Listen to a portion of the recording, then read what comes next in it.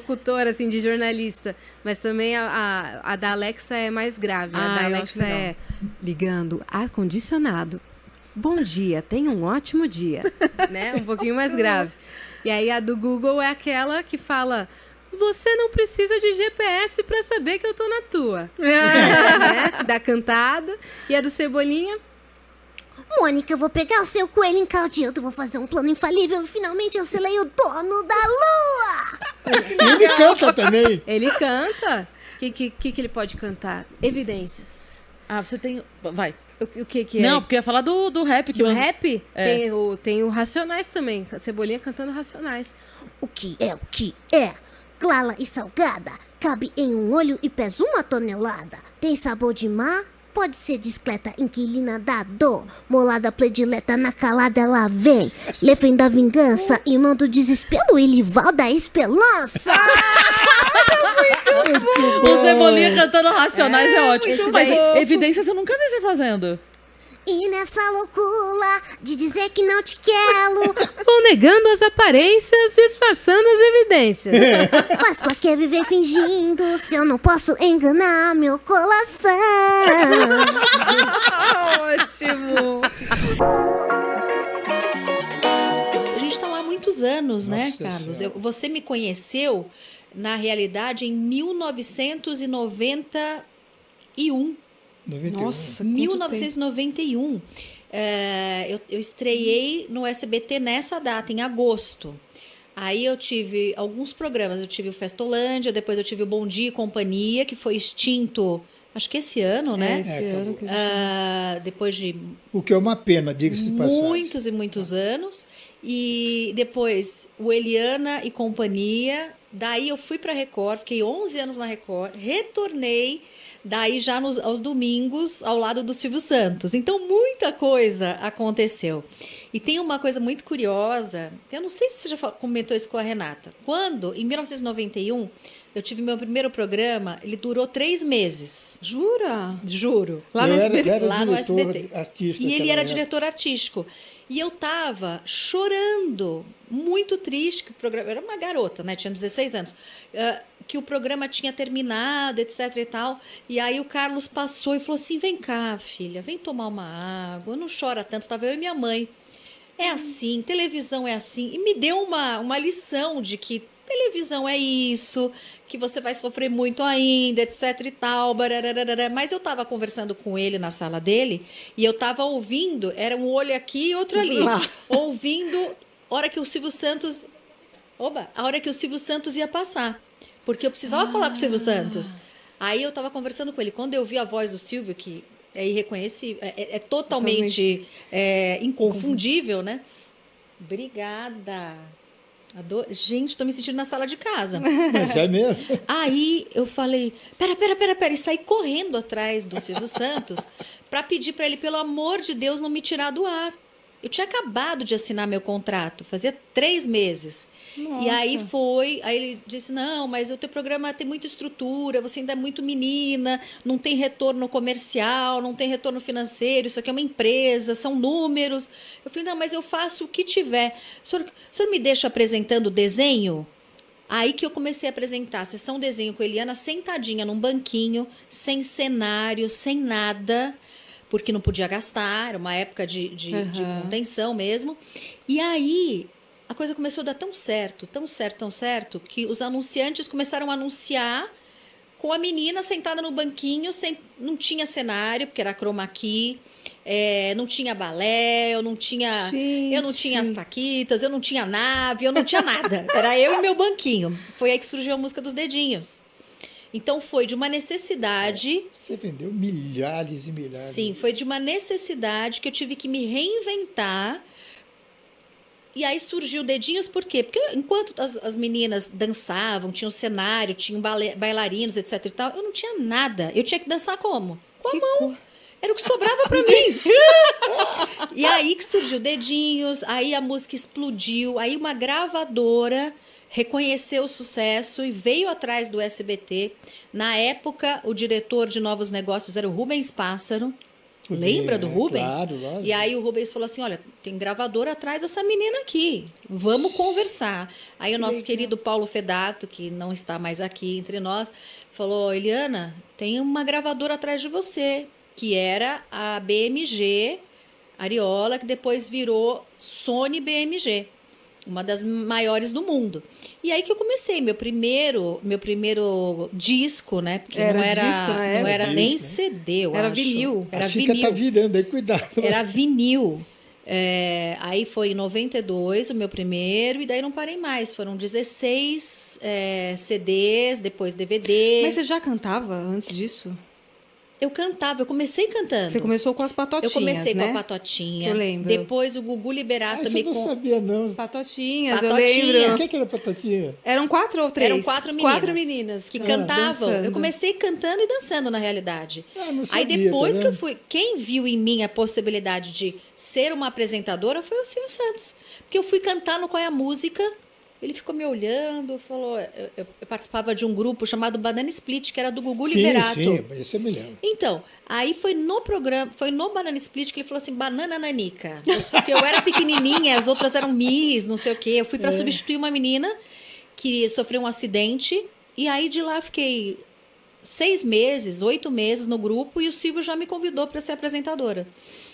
Não foi tão fácil assim, fiz teste. E aí ele falou assim, vamos fazer um teste. Se você for bem no teste, eu vou ligar para o Gugu, pedir para você ficar. E aí eu fui bem no teste. E eu me lembro o dia que ele ligou para o Gugu e falou na minha frente, Gugu, deixa a menina ficar, porque aqui ela vai ter uma longa carreira. Aí até falou assim, brincando, né? Falou, o grupo, não sei até quando que você vai segurar esse grupo aí. Ele tem visão, hein? Mas ele sempre fez isso, assim, de escolher mesmo a dedo as pessoas? Silvio No Santos? meu caso, A gente sabe sim. quando é bom, né? No meu caso aconteceu, porque É um a gente feeling. foi ganhando, porque o Qual é a Música era uma competição musical. Se você ganhava uma semana, você voltava na semana seguinte. Ele foi me observando. Foi observando, foi olhando para ver como é que as coisas estavam. Aí, no dia que a gente perdeu, ele falou, eu quero conversar com você. Mas eu não quero conversar com você com a roupa de Banana Split. Põe sua roupa e vem para o camarim. Porque eu acho que ele já queria entender como eu era fora da TV, né? Eu acho que tudo, a maneira como você se veste, a moda é muito isso, é muito como você quer ser vista também, né? É verdade. E aí eu botei minha roupinha simplesinha, não sei o quê, e fui lá, bati. Uma secretária dele me recebeu, me colocou ali sentada e eu nervosa, né? Meu Deus do céu, vou conversar com o Silvio Santos. E aí ele já me disse exatamente isso. Falou, quero fazer um teste com você como apresentadora. Eu acho que você leva jeito para você integrar o rol de apresentadores infantis. Tinha muitos na época. O SBT... Era isso que eu te falar. Eram muitos. Tinha a Mara, Tinha a Mara, Angélica, Sérgio Malandro, tinha a Angélica, tinha o Palhaboso. tinha o Bozo ainda. A programação Gente, era uma infantil programação infantil. Bom, eu cresci vendo a programação infantil do SBT, né? E faz falta, né? E aos domingos também, né? Que começava com o Domingo no Parque. É verdade, domingo no Ah, parque. Olha que memória da Maravilhoso! Começava com Domingo no Parque. Depois tinha... Eu não sei se essa época... Não sei se teve Boa Noite Cinderela. Teve, Né? Eu não sei se é minha Cinderela. época. Acho que era um pouquinho mais... Eu não sei se eu cheguei... Mas era muito rico, né? A programação aos domingos, a Principalmente programação infantil. Era uma outra época. Eu queria te fazer agora uma homenagem muito simples, mas de coração. Ah, é. Que... Bel, Temos uma surprise aí, você uma pode surpresa. fazer, por favor? Que eu vou até gravar aqui. Vamos cantar nós dois? Vamos Ou vamos cantar para cantar todo mundo aí no mundo? estúdio? Não, não acredito. Vamos lá. Peraí. Pera. Meu Deus. Porque você ter vindo aqui no dia do seu aniversário, eu imagina. nunca mais vou esquecer. Imagina, Não posso me viria com o esquecer maior disso. prazer mesmo. Só chamar que eu venho. Vamos fazer não vamos tenho mais fazer vontade de surpresinha, trazer porque não o é Bel mais Dias surpresinha. Traz. Eu tenho Ó muita lá, vontade. A Sônia Olha Abrão assim. faz Vamos aniversário lá. hoje. Não precisa acender, não. Não. 1, 2, 3. Parabéns pra você nessa data querida, muitas felicidades, muitos anos de vida. Parabéns pra você, nessa data querida, Muitas felicidades, muitos anos de vida. Muito obrigado. Gente, obrigada. Ai, que delícia. Não é bom assobrar a vela? Por conta da Covid, né? Agora, em bolo, ela vai levar o bolo. Isso não é bolo de contra-regra, não, né? Ah, É de verdade. isso é bolo de verdade. Mesmo. Sou muito fã do Carlos Alberto da família Bravanel. Ela quer saber, é a Lua Sampaio. O que você gosta, Patrícia, de assistir na TV? Assim, qual o programa que você mais senta e prende a sua atenção na televisão? Olha, eu tenho tido muito pouco tempo para assistir TV. Mas domingo eu gosto de ver o Silvio Santos. Eu quando tem alguma coisa que me interessa, eu vou atrás, mas muita coisa eu assisto pelo YouTube depois. Eu não assisto na hora que passa, mas às vezes alguém fala, você viu o que aconteceu no programa X? Aí eu fico curiosa, tipo, você viu que que o Cabrito lá, o Porpetone fez na praça. Eu vou lá. Então eu assisto muita TV no meu horário. Quando as crianças dormem, aí eu vejo. Eu não amo me ver. Às vezes eu me vejo pra me corrigir, né? Você gosta de se ver? Eu preciso me ver. Olha aí. Ai, que lindo. Isso aí é o meu primeiro programa que eu fiz. Você parece muito com a Rebeca, né? Parece muito, né? Carlos, você se vê? Eu me vejo pra ficar me criticando e me Não, corrigindo. eu vejo. Porque eu acho, isso é muito bom. Que eu vejo o programa, acho que eu posso fazer melhor. Eu também. Então é um massacre. Eu só não dou risada na quinta-feira porque eu faço a redação final do programa. Eu ensaio o programa. Eu gravo o programa. Eu edito o programa. Na quinta-feira eu edito. Na sexta ele é sonorizado. Na segunda eles mandam para minha casa, pela internet, eu assisto o programa pronto. Então vi 5 vezes. Não vou dar risada. É claro, já Uma tá. pergunta, como é que eu fico de noite? Tenso. Você fica tenso com a Quando audiência. eu não fico nervoso no ensaio, na gravação, na edição. Sério que você fica... eu Na tenho que quinta-feira esquecer. eu fico mesmo. com o Você celular fica na com minuto a minuto? Fico. Não, isso aí é... Pondo na Record, Eu pondo fico na já querer, controlando o quase- ratinho. Gente, não, eu não. Eu não sou assim. Eu gosto de ver depois que passa. E muitas vezes eu me assisto pra me criticar, pra poder me Todos nós observar. somos assim. E poder o que eu posso fazer melhor, o que eu fiz errado, o que não foi legal. Então eu tenho que. Sabe assim? Porque senão a gente só se critica. Só se critica, é verdade. Né? Ainda mais Eu mulher, ainda né? não me amo me vendo. Engraçado, né? Eu já vejo, às vezes, meu pai, eu vejo ele se assistindo, ele consegue se divertir com ele mesmo. Ele não se critica. Assim, ele deve se criticar, mas ele consegue se divertir também. Eu ainda fico muito crítica. Existe alguma coisa no ser humano que não dá o porquê. Eu conheci esse meu convidado de uma maneira assim, ele foi para fazer um dia o programa, acho que há 10 anos. E há uma afinidade entre nós enorme. Enorme. Não é que eu goste mais dele, é igual a filho. Eu tenho 6 filhos, gosto igual dos 6. Mas tem um que gosta de mim de uma forma, outro gosta de outro. Mas o amor é o mesmo. Então, eu, quando fiz a primeira, vamos chamar de entrevista, no outro podcast que eu fazia, no podcast que eu fazia, eu queria começar com ele. Porque ele, além de ser meu amigo, eu tenho a impressão que nós já nos conhecíamos em outras vidas. E eu, então, com a cara de pau, pedi para que ele viesse novamente, implorando para não contar tanta piada pesada como contou da outra vez, meu amigo, meu colega, meu filho, meu irmão, Matheus Ceará. Estamos aqui mais uma vez. Pod é nosso. Falei e disse. Falou e disse. Vamos rir? Vamos rir, vamos dar risada, como a gente faz toda quarta-feira na gravação, que eu chego, o Carlos Alberto fala, hoje eu quero rir. Eu falo, como é que eu vou fazer o Carlos Alberto rir de novo? E aí, né, eu quero falar que tem uma surpresinha aqui, que hoje, Matheus, vai ser a vingança. Vixe, Maria, o que eu fiz? Hoje vai ser a vingança. Hoje você vai ficar do lado de cá e o Carlos Alberto do lado de lá. O quê? Como não assim? É? Você vai vir pra cá, pra essa cadeira aqui, ó. Você não tem vontade de sentar no banco? Tá falando sério? O quê? Tá falando sério? Então, vamos trocar? Porque a gente vai, ó, pegar ele e fazer um monte de pergunta. Ah, nós vamos perguntar pro Carlos Alberto? É. O que a gente quiser perguntar? Sem filtro. Amor, o que quiser. Amor, O que quiser. tá ouvindo? Acorda, Pedrinho.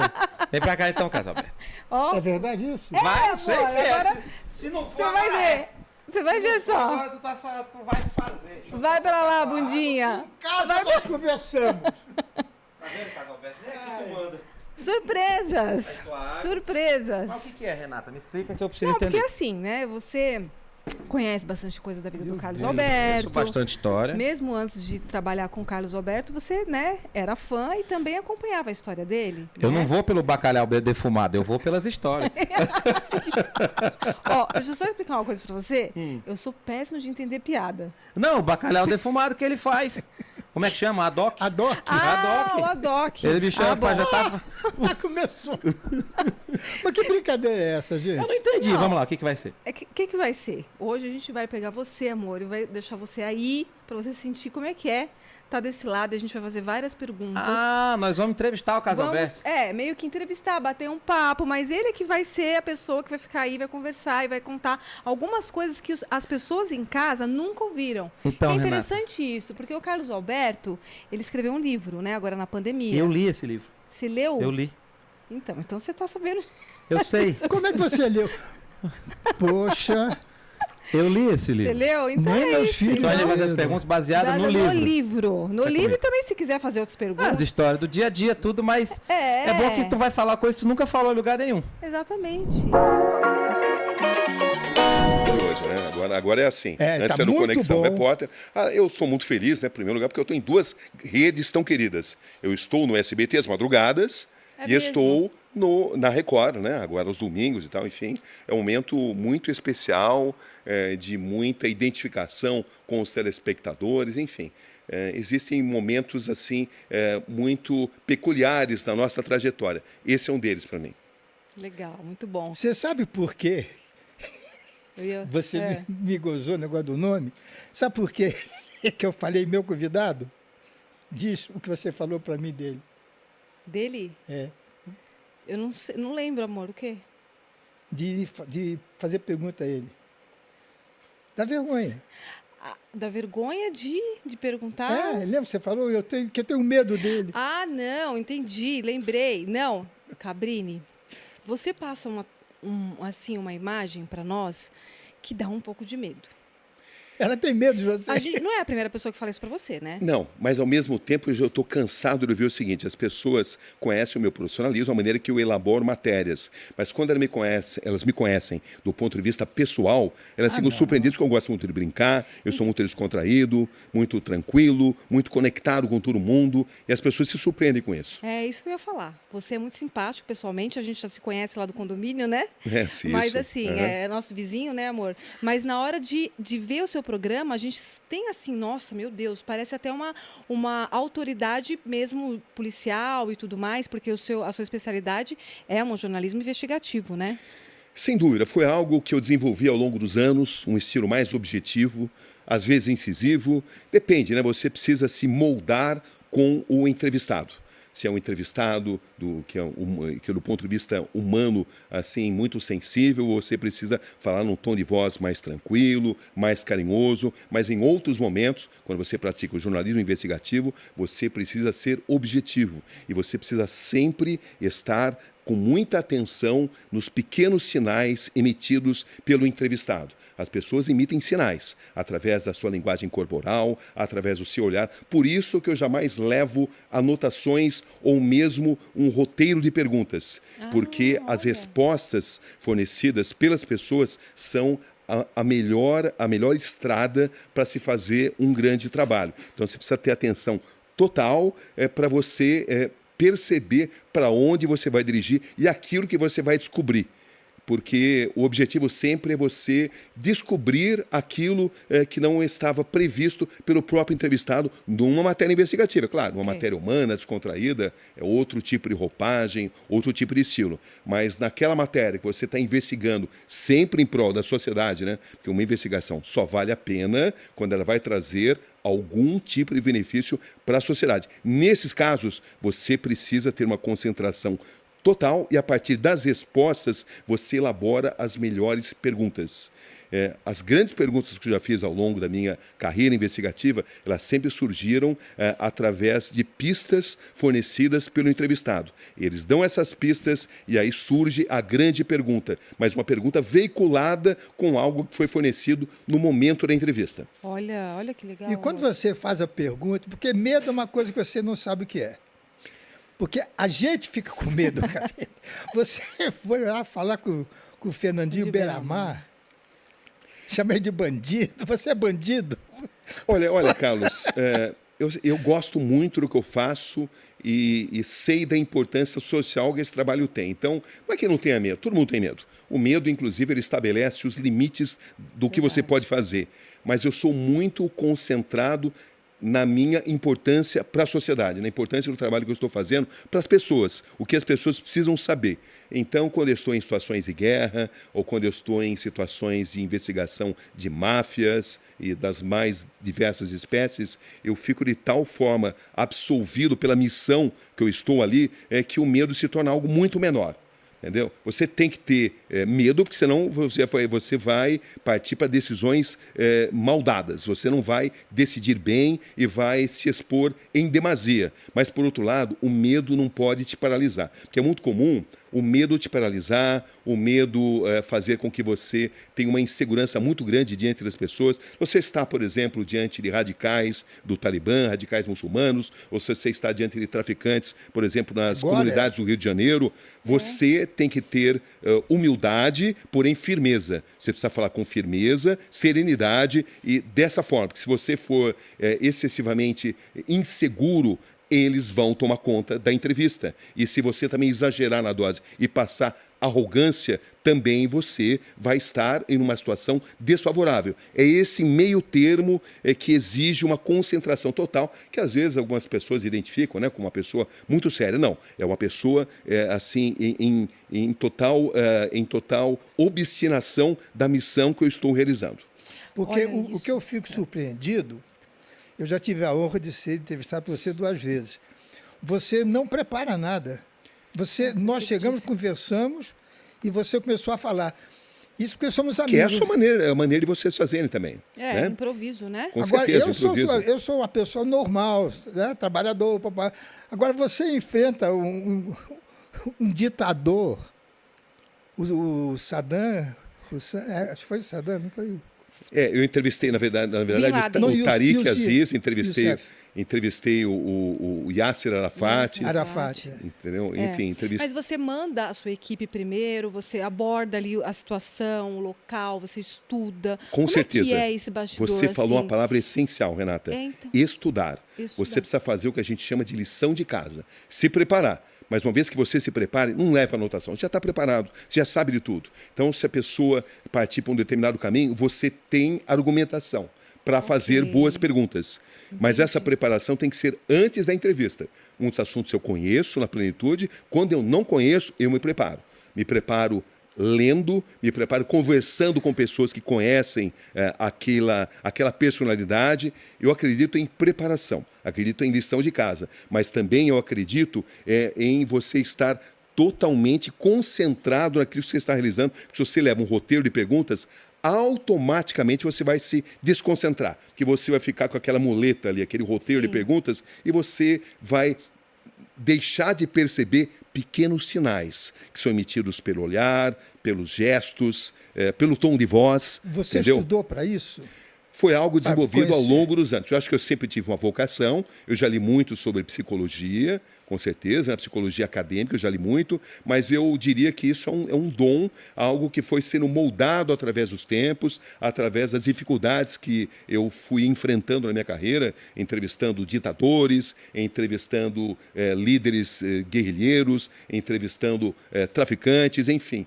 a gente vai moldando, né? Por exemplo, numa situação como essa que você está vendo aí. Isso aí é lá no Afeganistão. Você está diante ali de radicais islâmicos, aqueles que acham que todo mundo, todos aqueles que não são islâmicos, estão já incutindo em um grande erro, em uma ofensa a Deus, em uma ofensa a Allah. Você precisa mostrar que você, antes de tudo, respeita a cultura deles. É por isso que a humildade é tão importante. Nós não podemos esperar que pessoas que têm educações diferentes, que vêm de civilizações diversas das nossas, comunguem com os nossos mesmos valores. Esse é um erro clássico, esperar reações dos nossos valores. Quando você está com outras civilizações, com outras culturas, você precisa ter humildade suficiente para entender que eles vivem em um outro tipo de contexto e não ter expectativas ditatoriais do seu próprio comportamento. É simples? Não, não é simples, mas é algo que você vai treinando. Você vem aqui no nosso pod que é nosso. E bater um papo com essa simpatia de mulher, essa onça. Eu vim com esse vestido, tenho que contar para vocês, viu, gente? Olha que eu fiquei anos e anos, você sabe disso, Sérgio? Sem usar animal print, estampa de onça por causa da abertura do Pantanal. Aquela morena bonita, nua, que mergulha na água na abertura do Pantanal, era ela. Onça. Era ela. Faz tempo que eu virei onça, hein, amigo? Depois você vai me contar essa história da nudez, hein? Conto, mas aí esse vestido aqui é em homenagem à Renata. Tenho que falar porque ela é minha amiga. Ela falou, amiga, você pode ir com a vestida de onça? Porque vai ser tão interessante. Fez. Eu falei, amiga, por você eu vou vestida de onça, pode deixar. Que bom, tá linda, linda. Vamos falar sobre Pantanal, vamos falar sobre carreira, sobre esse ser que o que ele tem de altura, ele tem de coração. Sérgio Reis, dentro do nosso mundo, né, desse universo nosso artístico, é uma daquelas pessoas que a gente fala assim, tem orgulho de ser amiga dele. São poucos, Sérgio, você sabe assim, que a gente fala assim, nossa, esse te ama o público mesmo, ele gosta mesmo, a gente sente honrada. Quando a gente fala dele, do Chitão, Daniel, sabe? Daniel, tem aquela turma, Daniel também é a mesma coisa. Também, querido, são pessoas queridas demais, né? E hoje, aniversário do Leonardo, meu compadre. Então, mandar um beijo pro Leonardo, aniversariando hoje. Leonardo. Aquele bandido vagabundo. Esse mesmo, aniversário de hoje. Parabéns, Leonardo. Leonardo. Beijo, compadre. Ô, Léo, tô com saudade de você, viu? Mas aniversário hoje. Você falou aí do Pantanal. A gente estava conversando antes, né? E eu estava dizendo, eu trabalhei na Globo 11 anos. Lá era tratado tapete vermelho, que eu sou da época do Boni e do Walter Clark. Sim. Que começaram comigo na TV Rio. Certo. Então, foram 11 anos de muita felicidade. Tenho o maior respeito pela Globo. Adoro a Globo. Mas a Manchete é que fez o grande Pantanal. Porque fazer com dinheiro, fazer com a técnica que tem hoje, para eles é fácil. Agora, vocês fizeram sucesso. Vocês fizeram sucesso. Realmente foi. Porque na TV, sem querer desmerecer, TV Manchete, estava começando. Não tinha. Ela tinha feito uma novela que a Juma aí, ela tinha feito a Hannah, uma novela que chegou a dar 15 de Ibope. Não tinha nem tradição de novela. Aí foi aí que foram buscar o Rui Barbosa para fazer o Pantanal. E você sabe que aconteceu também uma coisa. Eu era diretor artístico da SBT na época. E o Mário Lúcio Vaz, que foi um dos grandes homens lá da TV Globo, o Mário Lúcio Vaz, sempre maravilhoso, ligou para mim e disse, olha, o Benedito tem uma novela que a Globo não quis. Eu era diretor artista, sabe? Amor Pantaneiro. Era o nome? É o nome. Que é da Globo, pertence à Globo. Você quer falar com o Silvio? Se o Silvio quer fazer? Eu marquei um jantar lá naquela torre que tinha lá no Sumaré, lembra aquela torre? Lá em cima era um restaurante particular do SBT. E conversamos e não deu certo. De repente, vocês estouram na Manchete. Na Manchete, Deu dor de cotovelo na gente, deu dor de cotovelo inteiro na Globo. Fomos muito felizes, viu? Fomos muito felizes. Foi na sua fazenda, não? Uma parte começou na minha. Começou lá no Pouso da Garça Corizinho. Porque vocês mudaram o ritmo de novela. Vocês criaram. Eu Não é acho verdade? que assim, as pessoas, eu fiz a abertura do Pantanal, nem podia atuar na novela porque eu virava onça toda noite. Mas por que isso? Então... Porque eu fiz a abertura da novela e graças a Deus também com a abertura da novela, nós fomos premiados também, o Pantanal, como a melhor abertura de novela do mundo, no New York Festival, em Nova York e no Japão. Então essa novela também trouxe a melhor abertura de novela do mundo, no Japão e nos Estados Unidos, como a abertura mais bonita. Mas eu trabalhava na Manchete, eu era apresentadora, tinha um programa chamado Programa de Domingo, estilo Globo Repórter, essa linha de jornalística. Então, eu já tinha feito a travessia dos Andes a cavalo, narrando 3 dias a cavalo, para ir onde o avião tinha caído. Eu fazia uma linha já de apresentando. E tinha um quadro Xeretando com a Nani, que eu ia na casa do artista, entrevistava, via como ele vivia. Que depois, aquele programa da Angélica de Estrelas lá, era praticamente o que era o meu programa lá atrás, já na Manchete. Aí chega um certo dia lá, Tony Cid Guimarães e Adolfo Rosenthal, lá e fala assim, Nani, precisamos falar com você. Eu era funcionária da Manchete, né? Eu comecei na Globo também. Comecei na Globo, lá atrás, no Viva o Gordo, Os Trapalhões, e depois eu fazia o Você Decide. Eu fazia aquelas praças, viajando o Brasil todo para o povo decidir, que era a Lucimara Paris, a diretora na época. Então, eu estava na Manchete. O diretor me chamou e falou assim, Nani, precisamos conversar com você. Eu fui, Sérgio. Aí falou assim, nós analisamos aqui, e o seu rosto é o formato da cara da onça. Nós precisamos que você faça a abertura da novela Pantanal. Eu falei, mas meu Deus, mas fazer abertura como? Não, nós precisamos que seja você. Ele pegou a cara da onça, pegou a minha, encaixou a foto, era o mesmo formato de onça. Aí eu falei, tá bom. Não, vai fazer, você vai virar onça, porque nós precisamos. Funcionária, você vai obedecer. Funcionária. Falei, tá bom, né? Aí pegou aquela piscina que tinha lá, lembra? Que era muito funda lá no Flamengo, né, no aterro do Flamengo, da Manchete, e fui gravar. Aí eles tinham esse negócio de ter saído nua na abertura, é que não era o combinado. Se fosse hoje... É isso que eu queria saber. Não foi combinado, Carlos, não foi combinado. Mas como é que você vai ficar nua sem combinar? Porque naquela época, é isso que eu falo, é a ingenuidade daquela artístico, época. Não, era a ingenuidade de você confiar na época. A gente está falando de 32 anos atrás, eu estou com 53 hoje. Atrás tinha 21 anos, 20 anos, mas sabe? abalou Mas falaram a o quê vida, para né? você? Porque falaram assim, Nani, nós precisamos que você dá um mergulho no Pantanal, que você é a mulher onça, quando você transformar em onça, tem a sucuri que está lá no Pantanal, que tinha. Aí para eu mergulhar, aí vai pegar só a lateral do seu corpo. Aí eu estava de tapa-sexo, né? Um biquíni. Sim. Só que naquela época, gente, a gente tem que falar das épocas, né? 32 anos atrás, não tinha esse corte a laser, essa coisa fininha. Aí, quando eu mergulhei, eu já gravando, apareceu aquele elástico antigo mesmo, sabe? O elástico branco gritou. Mergulhei, a onça mergulhou para encontrar com a sucuri e dar aquela abertura. Menina, na hora, o elástico gritou. Aí eles falaram assim, Nani... Tira fora. Falou, tira. Mas a felicidade da equipe, né? Eu falei assim, Nani, você pode tirar, por gentileza? A gente só está pegando a lateral, só quando você mergulha. Então, quando você está mergulhando, que é muito fundo mesmo, né? Que seria no Pantanal, a gente vai pegar, a câmera vai passar só a sua lateral. Aí eu falei, tudo bem. Tá bom, né? Tava feio. Mostraram, olha aqui, puxaram, mostrou. Olha, eu conheço umas 20 mulheres que queria ter só a tua lateral. Não está tendo mais nada. Ai, Carlos, olha que coisa engraçada. Eu fiz, você sabe que você frequentava muito lá em casa, a gente é amiga a vida inteira. Vamos para a abertura do Pantanal, gente. Gravei a Pantanal. E aquela cena eu gravei com a onça de verdade, viu? Hoje eu também não teria coragem assim, não. Olha como é o amadorismo. Nossa. Você falou de fazer era tudo um macho, hoje então, é mesmo. Mas de fazer na garra, na raça, foi assim. Pegaram, falaram assim, Nani, agora a abertura. A outra parte. Era uma parte na água, dentro do Pantanal. Aí, ó.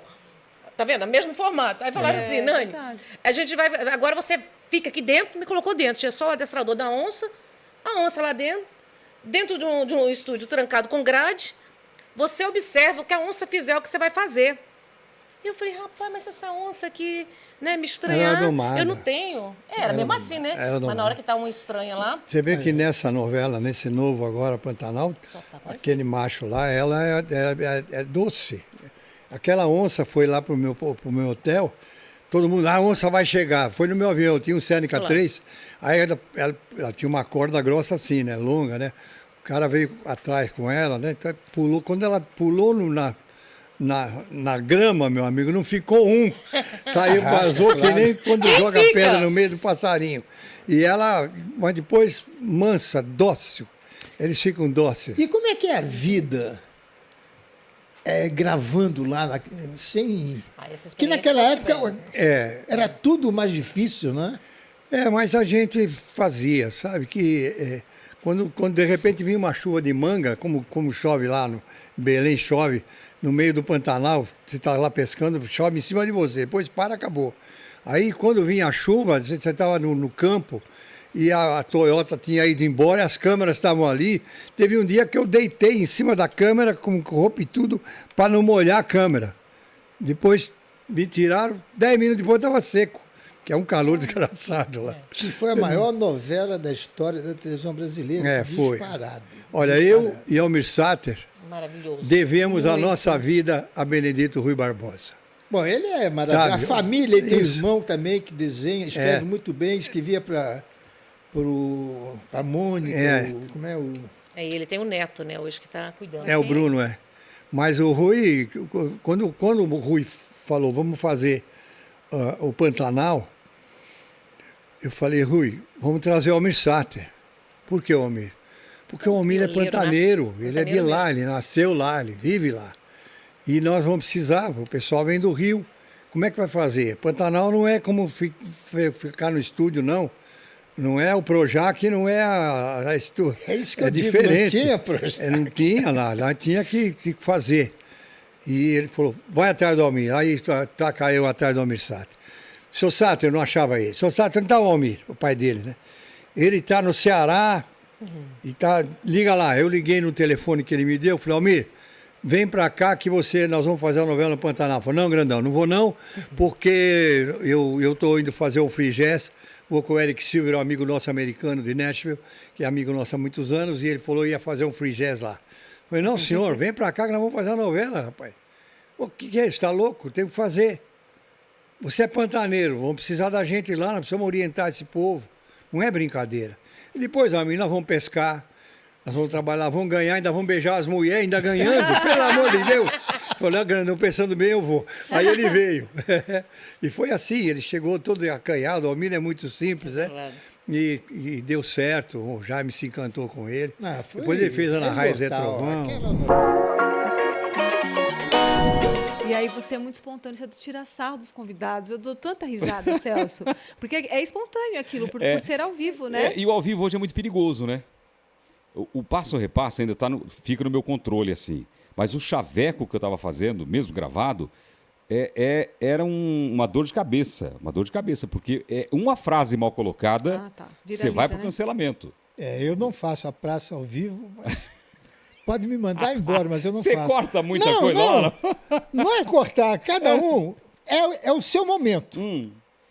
São os seus 2 minutos de glória. Uhum. Então, cada um quer ficar meia hora. Se fosse ao vivo, ia entrar o Matheus, ia entrar a Nina, ia entrar o Popetone e acabou o programa. Porque eles esticam mais do que elástico. Entendi. E você fazendo o gravado, como o meu caso, eu gravo 90 minutos para botar 75 no ar. E eu é que edito o programa, você sabe disso. Sei. Eu é que edito o programa. Eu editei muito programa também. Também editei muito programa. Fui editor, né?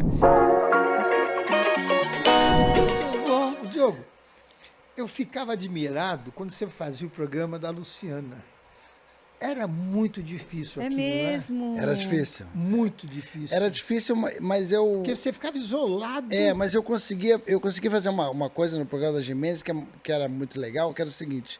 Cada vez que ia um convidado, a diretora me dava essa liberdade, a Cláudia Bexiga, adoro ela, grande diretora, a Cláudia Bexiga, que eu fui convidado pela Mônica Pimentel, era um processo meio embrionário do talk show da Luciana Gimenez. Então eu participava muito do processo de criação dos quadros, né? E ali ela me dava uma liberdade de eu criar um quadro pro programa. Então, assim, quando o Carlos Alberto foi lá, eu fiz uma brincadeirinha. Lembra que eu toquei uma musiquinha caracterizado de Carlos Alberto? Então, eu tinha aquele meu momento de Louro José, né? Exatamente. Eu era o papagaio. É muito difícil. Eu era o Louro José dela ali, lógico, o sidekick. Às vezes funcionava, às vezes nem tanto. Às vezes eu não conseguia entrar.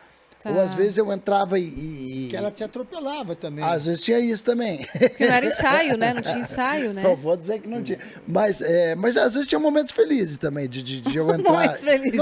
De eu entrar e ser feliz. Explica o que é atropelar, senão... Atropelar é o seguinte, vamos dizer assim, eu vou fazer uma piada e daí a pessoa entra por cima, e daí você não consegue concluir. Isso já aconteceu algumas vezes, eu não consegui concluir a piada.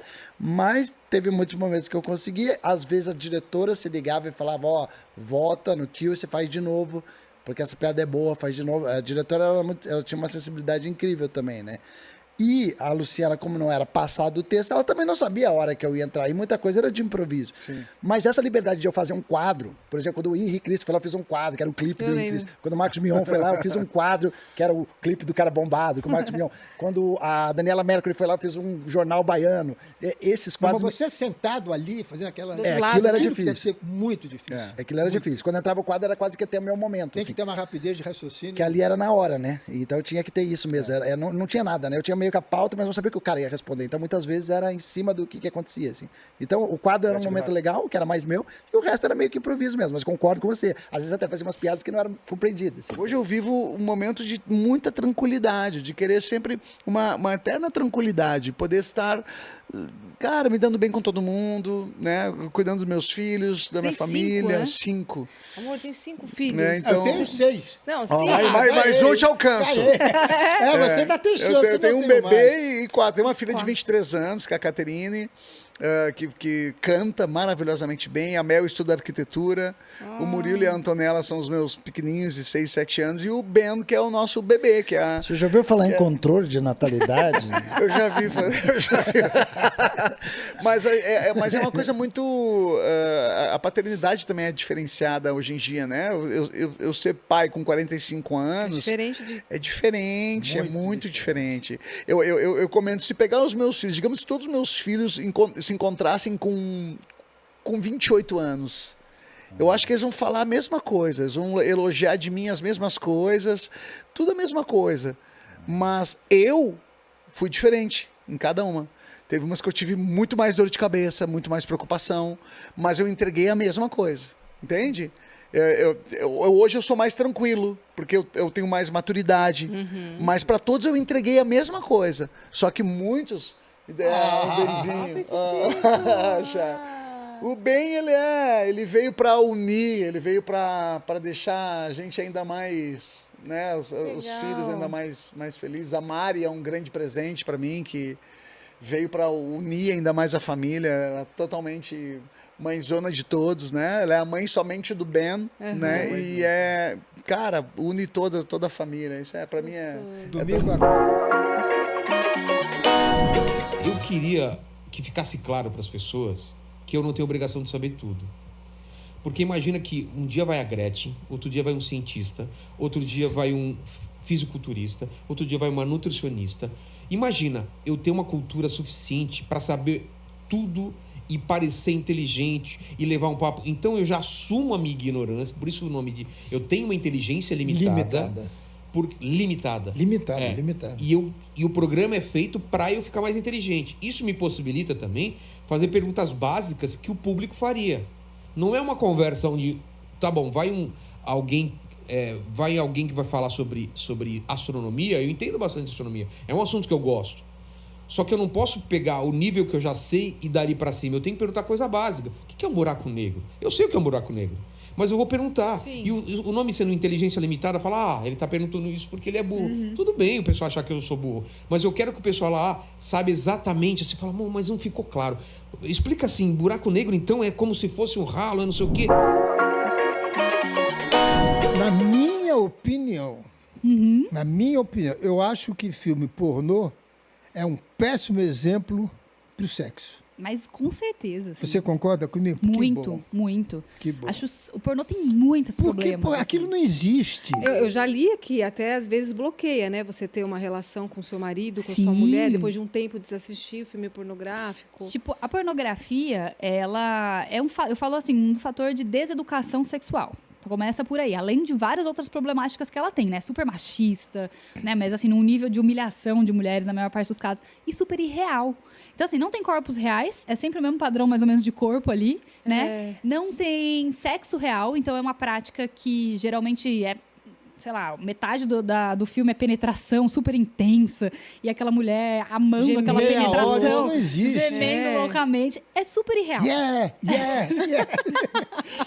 Oh, my A mulher God. abre a porta, já tá pronta pra transar, sabe? Aquela coisa, o homem tipo já tá assim, ereto. Sim. Uma coisa louca. Muito irreal, né? E aí te bota as pessoas numa expectativa que não é. Aí quando eles vão viver, as pessoas assistem pornô, daí vai viver na realidade. Fica confuso, porque aquilo ali não era nada do que ele esperava, né? Ou fica performando pra fazer igual. Então a mulherada fica lá e geme, faz não sei o quê, porque acha que aquilo ali que é gostar, ou que é, né, legal no sexo. Ou desensibiliza, que é o que você falou. Então, o problema da pornografia é esse também. As pessoas começam a assistir uma coisa, elas começam a querer assistir coisas cada vez mais pesadas, mais intensas, né? Porque o cérebro vai sendo estimulado de novo, né? No sistema de recompensa e tal. E aí eu vou assistindo cenas cada vez mais intensas, mais não sei o quê. E aí eu perco minha referência. E aí quando eu vou pro sexo, eu não sinto prazer ali, sabe? Porque, tipo, o sexo é muito mais sutil. Né? Às vezes ele é super intenso, mas em geral ele é mais sutil, né? É mais real mesmo, né? Nem sempre dá certo a posição que você está fazendo, você tem que trocar e dar risada, né? Às vezes a ereção não se mantém, você tem que fazer outras práticas. Então, assim, o sexo é esse lugar de sutileza. Não, eu quero saber por que você olhou pra mim. Porque não, isso nós vamos conversar em casa, não é aqui não. Peraí, deixa eu... Não, amor, eu queria olhar pra sua cara pra saber que você estava prestando atenção. Não, você olhou pra mim como se eu... Não, é porque... eu mesmo notei essa movimentação, mas falei, vou ficar quieto. Não, vou puxar esse assunto aqui. Não é que o Carlos Alberto, ele tem uma preocupação de falhar muito grande. Eu tenho muito medo. E ele já tem Por quê? uns anos, né? Vamos do combinar. meu princípio. Sim. Que fica alguma coisinha podre aqui atrás. É normal também, é meio que social, Fica, né? é isso. Então, eu tenho o homem muito tem medo. isso, né? Tem isso. E eu tive a coragem de procurar, eu já te conheci, eu acho, Procurar quem? um médico para fazer um tratamento que me deu aquela vaca peruana. Vaca foi né? boa. Não, a vaca era lá no meu sítio. Tem nada a ver. Não é, Deu a vaca. Maca peruana. Maca peruana. Maca peruana. Mas você usou pouquinho. Você já te conhecia?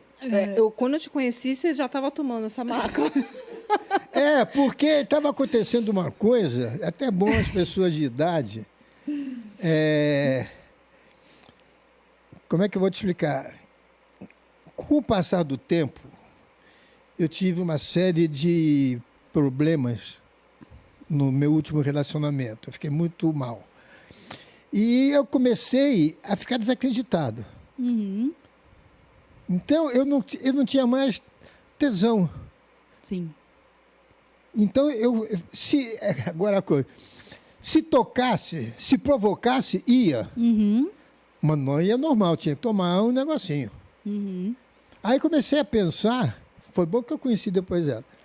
Pera, se eu não estou com vontade, para que eu vou fazer? Certo. Eu não vou ser menos homem, menos macho, não tendo relações sexuais. Sem dúvida. Só aí eu procurei um médico muito bom, até esqueci o nome dele. É um urologista. Muito bom, super simpático. Ele me deu uns remédios, e ela também me dá uns remédios bons para tomar. E aí voltei a ter normal. E os meus filhos não acreditam que eu tenho uma vida sexual muito mais intensa que a deles, com 50 e poucos anos. Você fala para é inadmissível os meus filhos. Mas não, você são conta... parados. Não, calma, aí, vamos voltar essa parte. Você conta para os seus filhos a sua relação? Não, claro que não. Amor.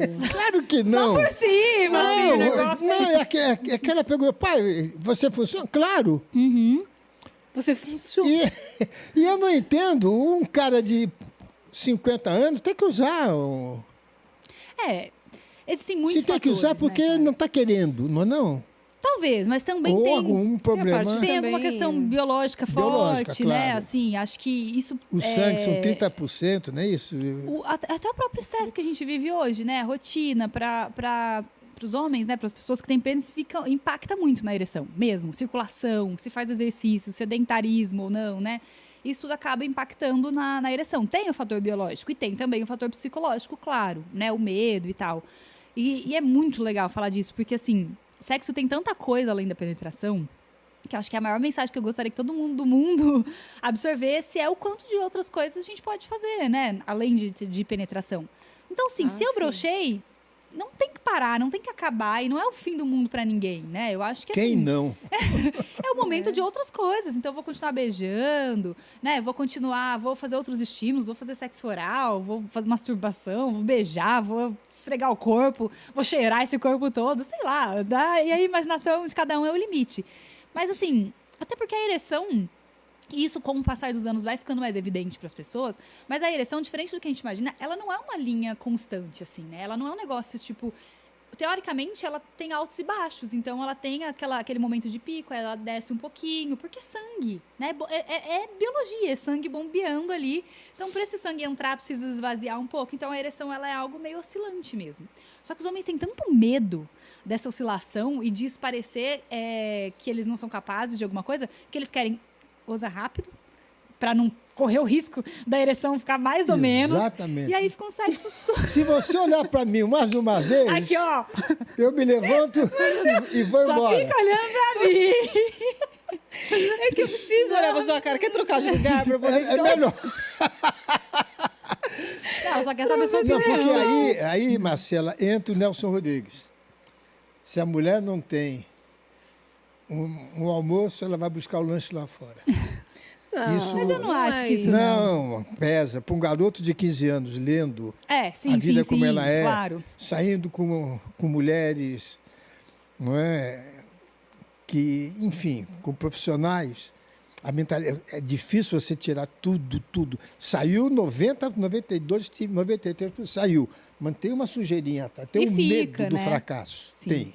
Mas a gente tem que tirar desse lugar do fracasso, Mas né? é difícil, que eu já começo a pensar quando acordo. Ele tem esse problema. Mas assim, olha, eu vou falar uma coisa boa até, que você vai gostar do que eu vou falar. Fala.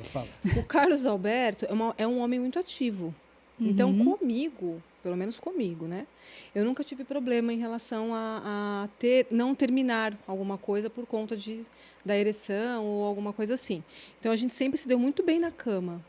Legal. Então, assim, eu sempre... a primeira vez que a gente começou a ter relação e tudo mais, eu observei uma coisa nele porque, assim, médico geralmente faz aquele mapeamento, né, da pessoa, tipo, né, vamos ver. E aí eu vi que ele tinha uma coisa que era, acabou de ter uma relação, vou me lavar. Falei, gente, isso tá errado. Eu achava isso esquisito, sabe? Aí eu comecei a notar isso. Posso falar, né? Claro, lógico. Você já falou piores aí. Então eu olhava e falava, não, tem alguma coisa errada. Acabou de ter, vai se lavar? Não. Aí foi uma vez, foi 2 vezes, então. Foi 3 vezes. Aí, não lembro qual foi a vez, eu peguei, abordei e falei, amor, não, tem alguma coisa errada, né? Tô me sentindo mal de estar assim. Você tá fazendo isso. E aí ele pegou e abriu para mim, falou, não, porque Nelson Rodrigues, tarará, sujo. Fica essa associação de nojento. Aí eu falei, não, mas aí aqui é diferente, né? Vamos melhorar. Não, parou. Então, assim, ele melhorou muito depois de que a gente começou a ficar junto e tudo mais. Eu percebi a evolução do Carlos Alberto nesse sentido. E no comecinho do nosso relacionamento, eu dei ocitocina para ele. Então, eu dava umas gotinhas de ocitocina e, assim, melhorou no bem-estar, sabe? Num relacionamento, assim, mais prazeroso. Não no sentido de sexo. Sim. Mas no sentido de conexão ver a vida, mesmo, de conexão, né? De a gente dar nossa química. As gotinhas que você pede de vez em quando. que há 2 semanas você ficou de me dar e não deu ainda. Então, eu acho assim, a gente tem uma liberdade muito boa desde o início de falar de tudo sobre sexo. Isso é sucesso na cama, sabia? Eu acho que a gente precisava relocar o lugar do fracasso. O que é fracasso no sexo? Um sexo que eu faço sem prazer. Um bom fofoqueiro tem que ter uma boa fonte. Muitas fontes. Muitas fontes. Muitas fontes. E sempre assim, de confiança, fidedigna, tudo isso. Sim. E sempre teve essas fontes? Sempre. Nunca nenhuma te deixou em saia justa? Uma única vez. Mas, na verdade, não foi nem uma fonte... foi uma assessora da Fafá de Belém que me ligou dizendo assim, a Fafá, e foi naquela época das diretas já e tal. Eu sempre fui uma pessoa muito... Politizada. Politizada, muito ligada em política. Meu pai era jornalista político, os políticos frequentavam minha casa, aquela coisa. Então, eu sempre fui muito movido a políticas. E aí ela me ligou e falou assim, olha, a Fafá está sendo perseguida por causa de política, porque ela participou das diretas já, estão boicotando a Fafá, e não sei o quê, e a Fafá está com câncer. E, infelizmente, ela está muito triste, ela está muito amargurada, não sei o quê, tal.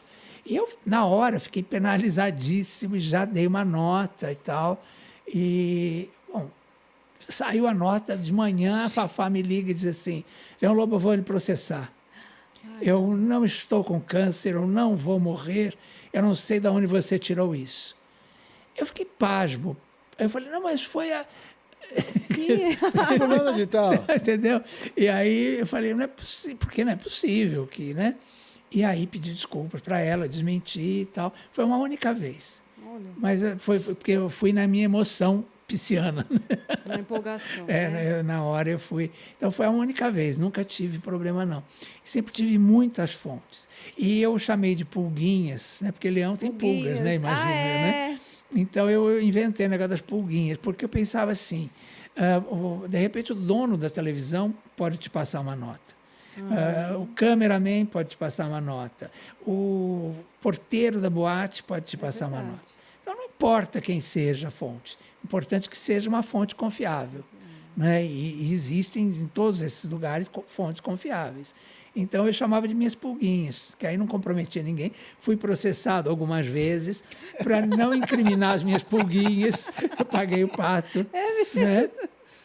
Mas todas, tudo confirmado. Tudo que eu falei não era mentira. A imagem que você passa, eu não sei como alguém consegue te processar.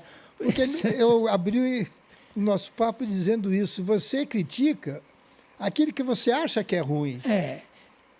Se você não gosta, vou citar meu caso, se você não gosta da praça, é um direito que você tem de dizer. Agora, você nunca fala mal da pessoa. Sim, não. Então, é tua opinião. Você sabe que você falou uma coisa interessante. Você sabe que eu fui mais mal visto, talvez, por ser crítico do que por ser fofoqueiro. Porque as pessoas têm muito medo da crítica. Mas a crítica é construtiva. Quando ela é construtiva... Mas nem todo mundo vê assim. Eu gosto de ser criticado. Por exemplo, outro dia, no troféu... Pela cara dela... Não, eu gosto de ser criticado quando é uma pessoa que tem uma referência. Ele sempre fala para mim assim, eu aceito uma crítica de quem conhece o que está falando. Mas é isso, você tem que argumentar. Eu não consigo, viu, Leão, ouvir... alguém que saiba menos... Isso não é querer ser melhor que ninguém, não. É pela minha história de vida. Alguém que não tem 1/3 do que eu, graças a Deus, consegui, querer me ensinar. Isso. Eu não deixo, eu corto. Agora, cansei, não é da tua época, de 1h30, 2 horas da manhã, o Chico Anísio ligar para a minha casa, a gente ficar meia hora ele me corrigindo coisas. Pô, o Carlos Manga me ensinou tudo. O pouco que eu sei de direção, eu aprendi com o Manga. Agora, vem aí um Zé Mané querer me dizer o que deve fazer, eu não aceito. E hoje você tem um reconhecimento que, assim, eu acho bárbaro quando eu vejo alguém falando isso, né? Você é a maior escada da história da televisão brasileira, do humor brasileiro, né? Porque você... isso é uma questão também de humildade, né? Porque ele se coloca... Claro que o pai dele já fazia isso lindamente e ele herdou isso. Mas se você não tiver essa humildade dentro de você, é muito difícil. Porque você faz, por exemplo, o Matheus Ceará. Ele cresce em cima de você. Quer dizer, mas você dá o apoio para que ele faça, o humor dele, né? A graça dele. Às vezes você ri... né, da piada dele. Porque realmente eu não sei, viu, Leão? O que ele... A Mel Maher não tem texto. Ela fala na hora. O Diogo Portugal também não sei. O Borracheiro, não sei se você já viu o Borracheiro, que é o Cris. Um fortão. Um fortão bonitão? Sei, achei ele um barato. Eu também não sei o que ele vai fazer. E o Matheus. E antigamente o Paulinho Gogó. Aquelas gargalhadas que eu dava e que eu dou são realmente naturais. Eu estou achando graça mesmo. Não, e é isso. Eu, por exemplo, esse ano no Troféu Imprensa eu fiz uma crítica à praça. Eu digo assim, a praça está passando por uma entre-safra. O que é isso? Não é? Conversando, O que você... Não, porque é uma renovação, e a praça sempre passou por isso, né? Tem uns momentos que vão saindo aqueles veteranos e vão chegando novos, e até o público se habituar, porque o humor eu achei interessante você perceber isso, porque é uma coisa que eu tentei fazer com muita sutileza. Isso. É pegar o pessoal do stand-up e dizer, se você é engraçado em pé, você pode ser sentado claro. Engraçado. E você percebeu essa... porque isso é importante, né? Porque eu acho que cansa esses personagens, isso já está uma coisa meio superada, esse tipo de humor. Não, e eu venho de uma época em que tinha Simplício, Walter Dávila, Ema Dávila. Conselho Leandro. Nossa, Golias, maravilhoso. Me pediram para fazer essa pergunta. Um vinho na casa do Ronaldo, o que foi isso? Tem muitas histórias de vinho, né? É o pessoal me dando risada. Olha quem chegou! Vem aqui! Que bom! Mas me conta isso daí. Essa história do vinho é muito engraçada, né? Eu saio do Corinthians, eu quando começo minha carreira no Vitória, eu sou um dos primeiros nordestinos a ir para a Europa direto, porque a gente, jogadores nordestinos, os jogadores nordestinos, a gente sonhava em vir jogar no eixo Rio e São Paulo. Um dos 4 grandes do Rio, Fluminense, Vasco, Botafogo e Flamengo, ou aqui em São Paulo, Corinthians, Santos ou Palmeiras, para depois ir para a Europa. Eu já saio do Vitória direto para a Europa. Eu já vou para a Holanda. Eu lembro bem que eu, com 19 anos, chego na Holanda no primeiro dia, faço os testes físicos, sou vendido, faço os testes físicos, deu tudo certo, assino um contrato de 3 anos e à noite os caras me levam para ver um show de Laura Pausini e Eros Ramazzotti. Esse não conheço. Italiano também. Um show no estádio que o PSV é o time da Philips, né? Lá em Eindhoven, 100 km de Amsterdã. Eu vou no show, eu acostumado com Timbalada, Margareth Menezes, Daniela Mercury. Eu falei, o que eu tô fazendo aqui? No Vitória eu ganhava 250 RVs, que dava 2 salários mínimo e meio. Eu vou pra Holanda ganhando $8 mil. Achei que tava rico. Chego lá na Holanda, 2 meses depois chega o Ronaldo Fenômeno. Ronaldo, campeão do mundo em 94. O mundo todo lá, a imprensa do mundo todo lá. Os holofotes em cima dele, queria completar 18, aniversário de 18 anos, o mundo todo lá. E eu pego essa amizade com o Ronaldo. Nós dois brasileiros, jogando na Holanda, país de primeiro mundo. Criei essa amizade. Anos depois, o mundo deu volta, eu vou morar em Milão. Ronaldo joga na Inter de Milão, a Inter me compra. Eu e Ronaldo na Inter, Leonardo, Rivaldo, Dida, Roque Júnior e Serginho no Milan. Que timaço. E aí a gente morava lá, 2 times rivais e tal. Só que o Ronaldo tá lesionado do joelho, né? Ele tá lesionado do joelho, ele vem pro Brasil se recuperar. Ele mora na cobertura, eu moro no 5º andar. Meu apartamento tá mobiliando, reformando. Ele falou, fica morando no meu até as mobílias chegar e eu tô indo pro Brasil. Só que uma semana antes, o Ronaldo foi no Vaticano visitar o Papa João Paulo II. E o Ronaldo levou uma camisa da Inter de Milão pro Papa. E o cerimonial deu uma garrafa de vinho. O Papa entregou pro Ronaldo. O Ronaldo vem e bota na adega dele. Eu chego lá em Milão, tinha uma churrascaria chamada Porcão, que era do Rio de Janeiro. Tinha lá no Necruz, eu ia lá, a gente treina muito cedo em Milão, porque escurece rápido, faz frio. Treinava das 2 às 5, descansava e ia lá para a churrascaria todo dia. Tô com um amigo meu que toca MPB, eu adoro MPB. Chego na casa do Ronaldo com esse amigo, eu falava, canta aí, Adriana Calcanhoto, eu vou pegar uma garrafa de vinho para nós. Fui na adega do Ronaldo, abri a primeira garrafa. Vai, canta Marisa Monte. Canta aí, Zé Ramalho. E nisso vai 3 garrafas, né? E o cara que cuida da casa do Ronaldo, no divã lendo, quando ele foi na cozinha, que ele viu na pia a garrafa que o Papa tinha dado ao Ronaldo, ele falou, quem bebeu isso aqui? Quem foi que abriu essa garrafa? Eu falei, quem bebeu? Só tá eu e ele. Nós dois, porra. Ele falou, não, porra, essa aqui não. Essa o Papa João Paulo II deu pro Ronaldo. Eu falei, velho, se deu, eu tava com gosto de vinagre.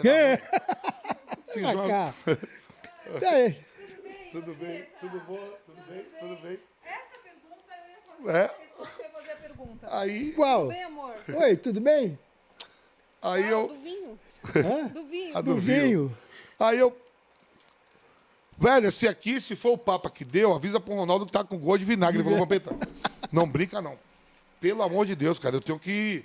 Vou contar pro Ronaldo, eu digo, não precisa contar nada. Eu compro outra garrafa, a gente tem um dinheiro ainda. O dinheiro que eu ganho aqui dá pra comprar uma garrafa desse vinho. Botamos no lugar, o Ronaldo nem vai saber. Não. Eu tenho que contar pro Ronaldo. Ronaldo volta do Brasil.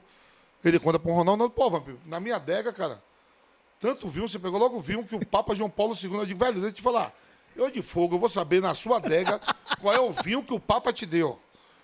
Eu te pago. Ele falou, tá bom, me paga. Depois você me paga. Os anos se passam, cara, eu paro de jogar.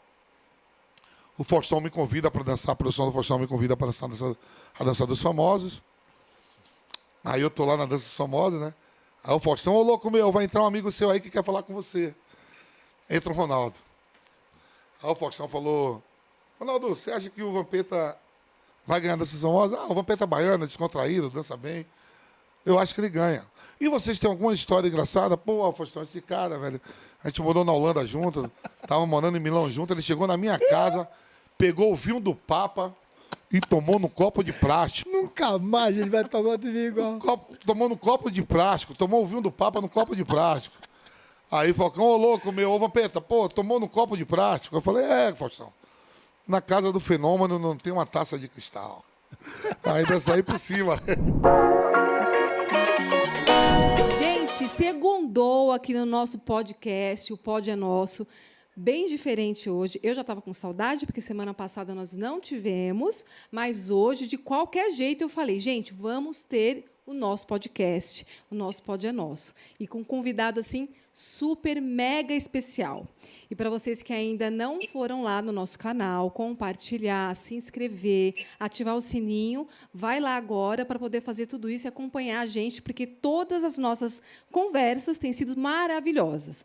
E eu queria começar, né, hoje aqui, eu estou um pouquinho nervosa porque está diferente, o meu parceiro não está aqui, o meu amor não está aqui, mas eu fiz uma surpresinha para ele e ele vai gostar. Ó, amor, olha aqui, ó, o que eu fiz para você? Deixei aqui uma homenagem. Obrigado. Da nossa almofadinha lá do nosso quarto. Eu coloquei aqui porque aqui é o seu lugar. Aqui e aqui, ó. Obrigado, amor. Muito obrigado. E eu vou falar aqui com uma pessoa, nós vamos falar com uma pessoa, que o Carlos Alberto está lá à distância, muito especial, cheio de novidades, cheio de informações super legais para todo mundo. Doutor Bactéria. Doutor Bactéria. Eu gosto até de ser chamado. O apelido é Roberto. O seu apelido é Roberto, isso. Depois eu falo que podia ser pior, depois Doutor Verme, Doutor Ameba. Não é? Doutor Fungo. Doutor Fungo. Já pensou, Doutor Fungo? Parece que está fungando. Não ia dar certo, coisa assim, né?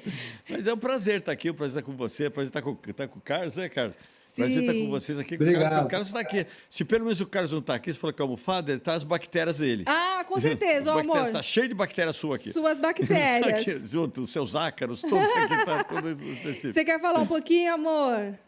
Não, eu quero dizer ao doutor Bactéria, doutor Bach para os amigos. Bach para os íntimos. Que é uma grande satisfação, eu admiro muito o seu trabalho. Acompanhei na época da Globo, quando o senhor estava lá. Vou chamar de você, tá legal? Chama de você. É você, nada de senhor. Eu vou te chamar de você. Infelizmente, eu não posso, eu estou aqui na semi-intensivo, fazendo um tratamento pulmonar, mas eu não poderia deixar de estar aí. Sim, então, nós demos um jeito. Eu vou fazer algumas perguntas aqui, a gente vai conversar. Vamos ver quem está dirigindo esse avião agora.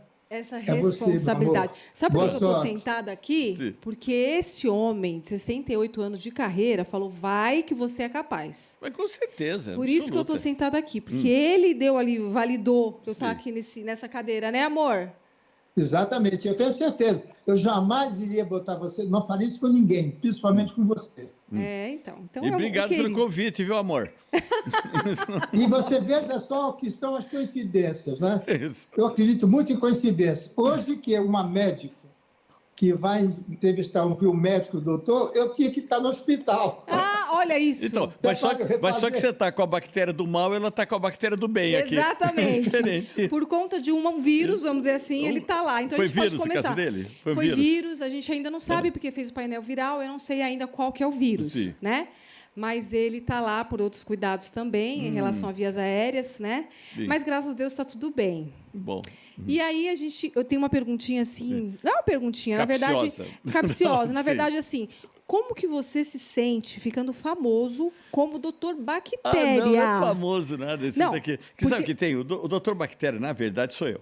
É você. Sou eu sou o Dr. Bactéria, eu sou o Roberto, que eu sou o mesmo cara que me conhece, eu sou um cara brincalhão, sempre quis dar palestra, só que eu era tímido. Quando eu entrei, o primeiro programa que eu fui fazer, imagina meio timidão, meio quieto assim, eu fui fazer com a Olga Bongiovanni, na Bandeirante, 2001. Só que era o Café com a Olga. Café com a Olga. Então, ela pôs um café e uma água para a Olga e um café e uma água para mim. Aí ela veio chegando perto. Sabe que você vai chegando pavor? Vem chegando assim, eu fui fazendo assim. Na hora que eu fui cumprimentar, eu sou um cara super desajeitado, eu bagunço tudo. E o que eu fiz? Sem dúvida nenhuma, bati na água e joguei nela. Ah, não. Aí eu nervoso, eu fui fazer assim e virou café em cima de mim. Ai, meu Deus, Isso ao vivo. Aí a Olga parou assim, o pessoal das câmeras todos. E aí, doutor? Como eu já dava palestra, eu falei, não, isso daqui é para mostrar que o alimento, se for mal manipulado, pode fazer bem ou mal. Boa. E aí eu fiquei assim, o Maurício Júnior estava lá, ele falou, pô, legal, você quer ir no meu programa? Eu fui fazer, ele tinha na época mistura fina e flash. Aí eu fiz 2 mistura fina, depois eu fiz o flash. Aí ele gostou e me apresentou para o Jô. O Maurício fala que é meu padrinho, eu acho ele bárbaro. Ele me apresentou para o Jô me chamou, nós fizemos uma entrevista lá, ele gostou bastante, e perguntou se poderia entrar em Portugal para um concurso que estava tendo em Portugal de entrevista. E nós ganhamos lá um concurso de entrevistas todo. Aí eu fui no jogo, foi aquela divisão de águas, né, do jogo, cara maravilhoso, fantástico aqui, né? Tem que sempre prestar coisa para ele. Aí, do programa do jogo, eu fui contratado na Record, lá eu era o caçador de bactérias, que a Claudete Troiano que inventou. Eu ia na casa das pessoas, tem a musiquinha, tá. Aí eu fiquei 3 anos lá, me chamaram para ir para a Globo, fui fazer o Fantástico, demos uma audiência muito legal lá também. Eu fui contratado lá no Fantástico. E o pessoal não sabia com quem ia gravar. Pô, eu vou gravar com aquele biomédico, mas quem é? Aquele só fala de bactéria. O doutor das bactérias virou doutor Bactéria. Então, lá que eu peguei a doutor Bactéria. Legal. Aí ficou até agora. Eu voltei para a Record, fui lá fazer a Ana Hickman, fiquei 3 anos, fiquei 12 anos lá, quando veio a pandemia. Aí que eu saí de lá, porque eles deixavam fazer a parte de lives, né? Uhum. Eu fui lá e fiz 684. A gente sempre faz perguntas, mas a doutora Renata não está aí para fazer as perguntas. Eu posso fazer uma pergunta? Pode. Você já se inscreveu no canal? Você já compartilhou? Você já curtiu? Então faça isso. Eu queria, então, aproveitar da sua genialidade, da sua luz. Dê uma mensagem de otimismo para a gente, para encerrar o nosso papo. Nós somos movidos pelos nossos sonhos, né? Nós temos... E quando nós somos movidos pelos nossos sonhos, nós precisamos sempre nos perguntar se somos úteis. Chegar em casa e falar assim, eu fui útil hoje. A minha mulher, ao meu filho, a sociedade. Sempre, sempre, sempre. Todo dia, antes de dormir, faça essa pergunta. E jamais abandone o seu sonho. Porque se você desistir do seu sonho, vai carregar a dor de não ter conseguido. Se você persistir no seu sonho, será uma pessoa alimentada pela esperança de um futuro melhor. E a sua esperança no futuro é que te dá força no seu presente. Mas você pode pensar, Romão, essa coisa de sonho é loucura, todo sonhador é um louco. É verdade, você está certo, você está certa. Todo sonho é uma loucura, todo sonhador é um louco. Mas quando o sonho se realiza, se transforma em sabedoria. E o sonhador se transforma num sábio. Gente, depois disso, até a semana que vem, vou pegar esse coração e vou para casa dar um beijo nela se ela chegar antes de mim. Manda o meu também. Ó, tá autografado para ela também, hein? Me dá o nome. Tá aqui, ó. Ai. Ensinamentos bíblicos para o sucesso. Eu vou começar a ler amanhã. Tchau, gente. Até a semana que vem, se Deus quiser. E Ele vai querer. Eu tenho ciúmes. Não fala. Ela é tua estrelinha? Não. Você tá frito com duas ciumentas aqui hoje. Você estrelona, pronto. Ah, tá bom. Estrelona, estrelinha. Tá pronto. Não, é porque a Priscila, ela tem assim um carisma, ela tem uma luz. Eu me sinto tão bem quando eu te vejo, que eu não sei se vocês já perceberam, que eu dou um beijinho nela toda semana. Eu não consigo. Né, Priscila? Olha lá, seu Carlos. Tô só olhando pra você. Ela tá me fuzilando. Ah, brincadeira. É muito bom. E são duas histórias maravilhosas. Ela tem uma história de vida linda. Muita batalha, né, Carlos? Você conhece de perto, você acompanha. O Carlos, além de ser praticamente meu patrão também, né? Não, patrão não, Silvio. Oi, Silvio. O mamá, oi. Não, assim, também é um amigo, um colega, um parceiro, uma pessoa que eu tenho a liberdade de perguntar qualquer coisa, uma pessoa que eu tenho liberdade de ligar, de falar, conversar. Você liga pro seu Carlos? Eu ligo. Ah, tá. Que a Renata não sabe, mas eu ligo. Mas eu sei. Ela sabe. Ela sabe. Só que ela traiu a minha Renata. Eu? Traiu o seu Mudou Carlos. de médico. Agora você vai ter que se Deixa eu falar. Eu cheguei aqui, ela falou assim, você andou emagrecendo, né? Comigo que não foi. Aí, o que você falou? O que eu falei? Como é que você emagreceu? Eu falei que eu empurrei bastante cubo. Bastante cubo. A peça que eu fazia, você foi assistir, girava aquele cenário, e abria aquele cenário, e fechava aquele cenário, e abria aquele cenário, e era pesado, não sei o quê. E, aliás, a Renata ganhou agora um prêmio essa semana. Verdade, quarta-feira passada. Fala! Prêmio Bibi Ferreira, melhor atriz coadjuvante de teatro, 2022. Eu fiquei muito feliz, fiquei orgulhoso. Obrigada. Você merece Olha, mesmo. eu tô até agora, assim, ainda... Anestesiada? É porque quando falou, assim, né? Engraçado que quando falou meu nome, você não realiza. Não cai todo mundo aplaudindo aquele teatro incrível. Eu tenho medo de imagina. fazer uma coisa dessa. Por quê? Como assim? Porque você vai, todos, 4 ou 5, vão na esperança de ganhar. Sim. Certo. Então, acho que a decepção que a pessoa tem quando não ouve o nome dela... Então, eles não dão uma palhinha? Não dão. É chato. E eram incríveis as outras atrizes.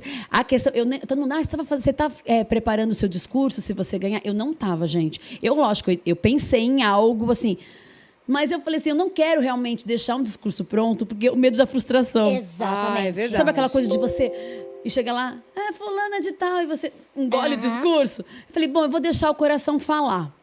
Né? E é pouco tempo também, dá medo de esquecer nomes que são importantes para a gente agradecer. O seu nome é um que eu poderia agradecer, que faz parte da minha trajetória. Só que eu tinha 30 segundos para agradecer. Então foi importante focar no prêmio, nas pessoas que participaram do projeto do Brilho Eterno, no Jorge Farjala. Ele até ficou com um pouquinho de ciúmes do Miguel Falabella, porque o Miguel estava lá e eu falei, poxa, tá aqui o Miguel Falabella, um grande mestre. E não ganhou nada. Não, mas o Miguel, ele é o concurso, né? Ele estava como mestre de cerimônia. Ele estava como mestre de cerimônia. Ele e a Andressa Macei. Não, Andressa Macei ganhou prêmio. Esqueci nomes, gente. E você, Priscila, me conta. Não tá bem.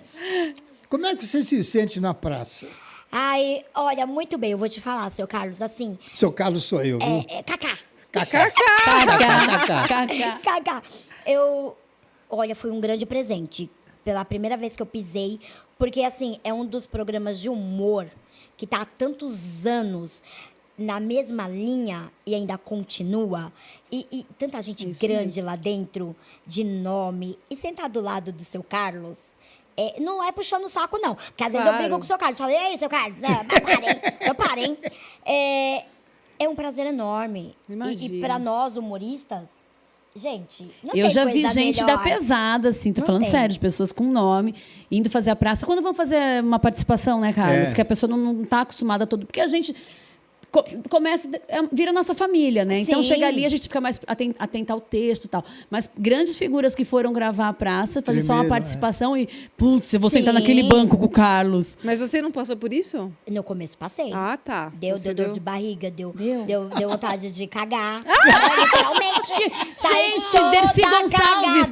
Baixa Dercy Gonçalves. Essa participação daqui... Olha lá. O Otaviano foi uma das melhores, talvez a melhor que teve. Que ele abriu um caminho. Otaviano... Porque até então ninguém fazia... Ninguém queria? Aquela não, bagunça o que toda. ele fez.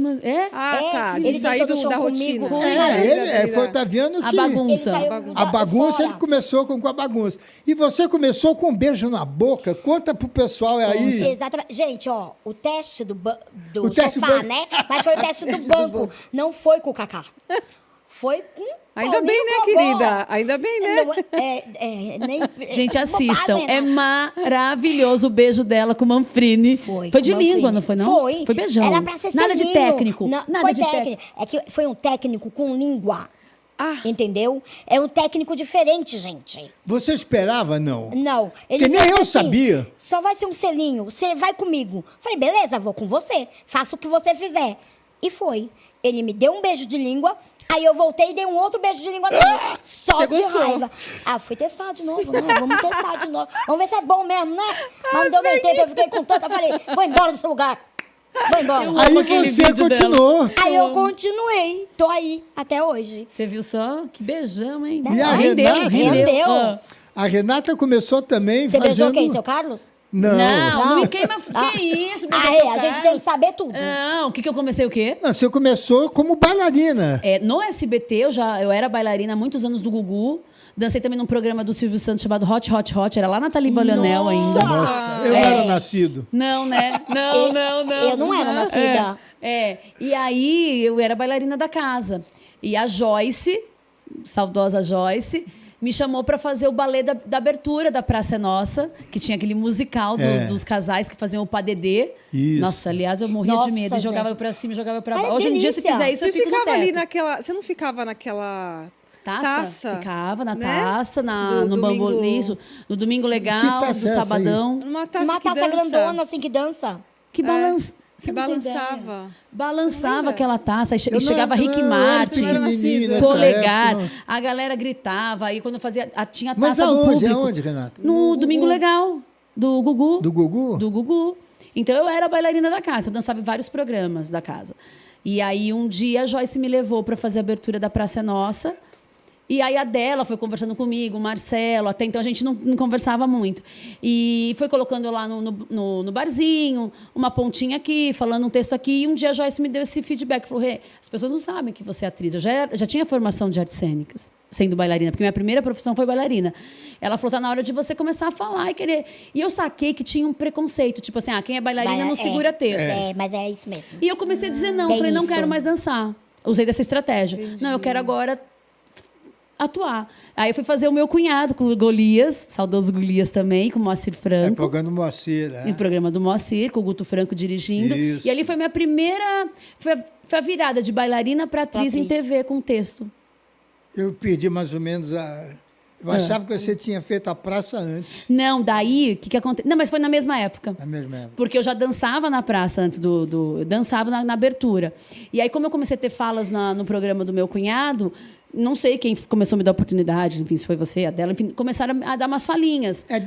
Deixa eu explicar mais ou menos para vocês como é que é feito. Não sou eu quem escala. Quando eu faço a redação final, eu boto moça 1, moça 2, aí digo, moça 1, bonita, tem que ser alta, tem que ser isso. Entendi. Nem eu sabia disso. Como que era feito. É assim que eu faço. Não põe o nome da pessoa. Não, porque isso quem tem que fazer é a dela, que é a produtora do programa, e o Marcelo, que é o diretor. Então, quando tinha moça bonita, você entrava. E aí, o que foi legal... Obrigada. E aí, mas o que foi legal, que eu não me esqueço, Carlos, que eu vou te falar, que talvez você não se lembre, é que eu fiz um quadro com o Canarinho, lembra do Canarinho? Nossa, do telefone? Então, do telefone. E você falou assim, Renata, você me chamou e falou assim, você é boa atriz, sabe o que eu gostei de você? Você preenche, mesmo quando não está em você, você está atenta. E aí você começou... Aí, sim, você me observou, foi assistir o Chicago, que eu fiz o musical. Isso. E aí você falou assim, não, agora eu vou dar mais oportunidade. Aí sim, foi acho que quando você começou a pedir para eu fazer umas coisas quando tinha mais texto, enfim. E fui fazendo com o Saulo Laranjeira, com o Zé Bonitinho, grandes mestres, até chegar na Ciumenta, não sei por quê. Você assistia, por que será, né? O quê? Essa época, a praça? Assistia do Canarinho, do telefone que adorava, da Hoje ela dorme. É fofoqueira da janela. Ela Depois do primeiro Santo de casa não faz milagre, né? Não dá valor que tem em casa. Ela dorme. Valor Não. Ela tem umas coisas que eu não entendo. Ela assiste, por exemplo, Começou. o Matheus. Faz aquelas piadas, elas... Não chegasse nenhum. Eu não sei. Isso é assim. Agora, entra o bêbado, me chama de João. Ô, João! Ela... João! Mas é que depende, né? Cada um tem um gosto, sei lá, um humor. Não é? É o que me vê, é que eu vejo graça. Te queimou o filme, Matheus. A Renata não acha a menor graça em você. Queimou o filme, Matheus. Matheus já era pra você. Não tem nada a ver. É que ela não... E o programa vai tarde, ela acorda cedo, não é? Né? Muito ela não espera para ver a ciumenta? Vejo a ciumenta. Eu nunca me esqueço o dia que você estava lá, em homenagem a você, acho que eu me joguei. Fiz bem, né? Fiz uma bem... O que foi isso que não me lembro? Quando eu fui assistir a praça... Lá mesmo, no estúdio. Quando ela ia lá te investigar, ver se as meninas não te davam... Marcar território. Quando ela foi marcar território no estúdio... Só foi 2 vezes, coitadinha. Eu fui 3 vezes lá, né? Acho que foi 3 vezes. Não por falta de convite, porque ele sempre me chama. Mas é por causa do tempo mesmo, né, amor? E aí ela encenou... O amor sou eu, viu? A gente combina assim de chamar amor, queridinho, para dar aquele clima, sabe? Ai, para ficar romântico. Minha mãe fala que meu pai chama ela de amor para não errar o nome. Amor. Mas é sempre assim, é melhor. Não, então, aí eu assisti a Rê, né? Onde ela encenou muito bem. Acho que foi ali que tudo também deu um brilho maior, né? Ela foi, e eu fiz questão de fazer mais over, assim, sei lá, fiquei empolgada que ela estava lá. E quem tinha... Ela é muito amiga do Marcelo. Foi grande amiga do Marcelo.